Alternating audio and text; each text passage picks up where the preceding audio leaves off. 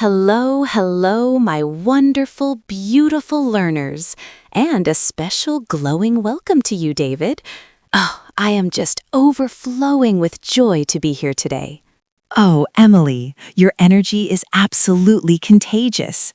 I have been looking forward to this session all week. I am ready to learn.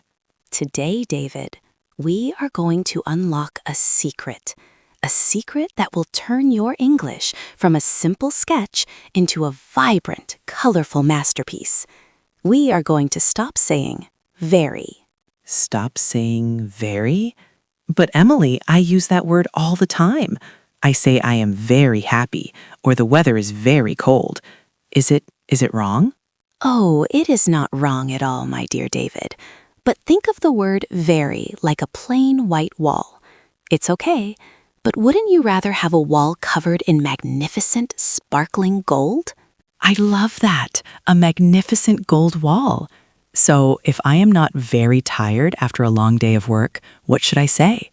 Instead of saying you are very tired, imagine yourself collapsing onto a soft velvet sofa and whispering, I am exhausted.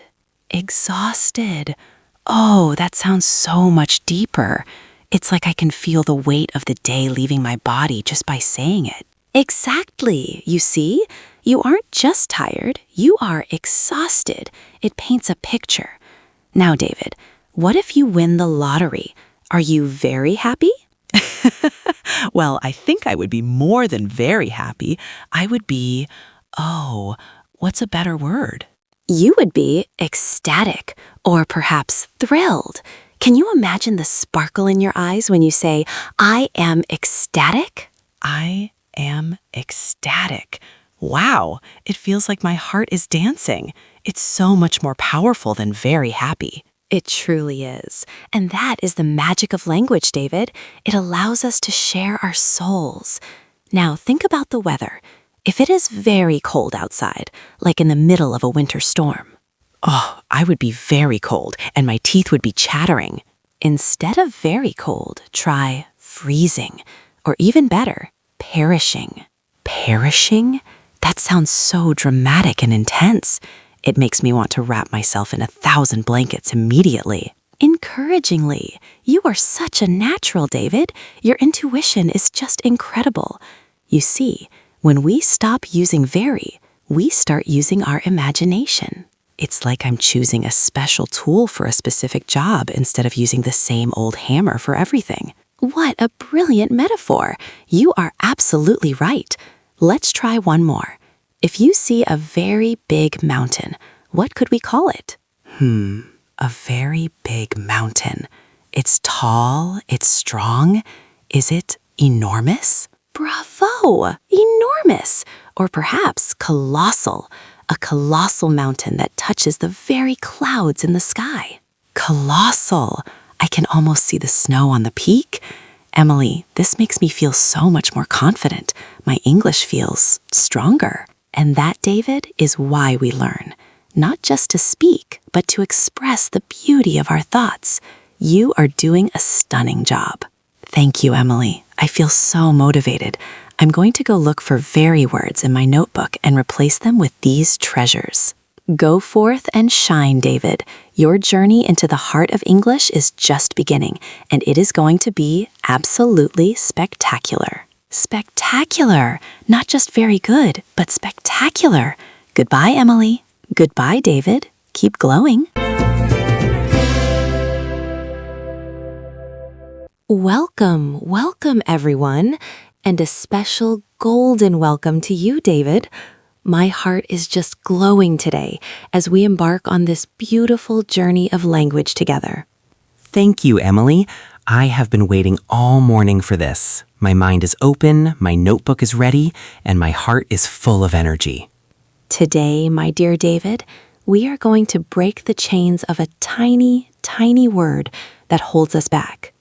That word is very. Oh, very? But Emily, I use that word every single minute. Is it a bad word? Oh, never bad, David, never bad. But your soul is too big for such a small word. Why say very cold when you can say freezing. Freezing. Oh, I love that. It sounds like a million tiny ice crystals are dancing in the air. Exactly. It paints a picture.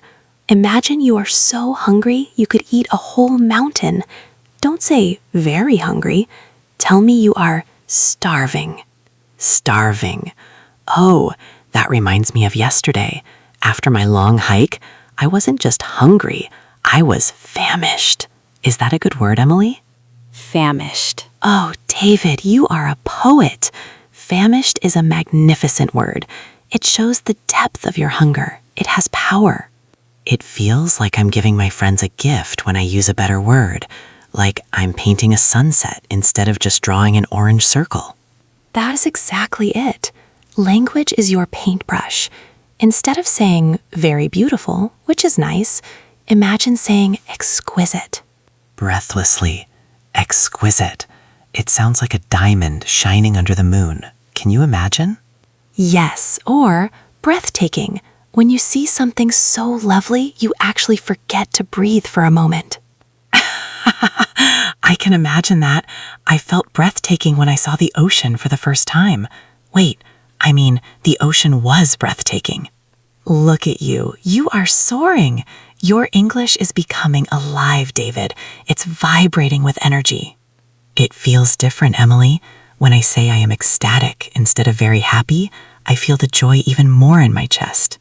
That is the magic of words. They don't just describe your life, they change how you feel it. They make your world more colorful. I want to try one. If a room is very dirty, can I say it is filthy? Yes, filthy. It sounds so much more powerful. Can you imagine the dust? Can you see the mess? Filthy tells the whole story. I can. It's much more descriptive. This is just incredible. I feel like a whole new world is opening up. Gently. Remember, David, you have a treasure chest of words inside you. Don't be afraid to open it. Don't be very tired. Be exhausted. Nodding slowly. Exhausted. I will use that tonight after I finish my studies. But right now, I feel invigorated. With great pride. Invigorated. Oh, David, my heart is singing. You have learned the great secret today. Warmly. Thank you, Emily. You always make me feel like I can conquer the world with my words. I feel so motivated. With dramatic encouragement. You can conquer it. Go forth. Use your stunning and colossal words and show the world your beautiful spirit. With pure joy, I will. I'll see you soon, Emily. I am overjoyed. With a warm wave, and I am truly elated. Goodbye for now, my brilliant student.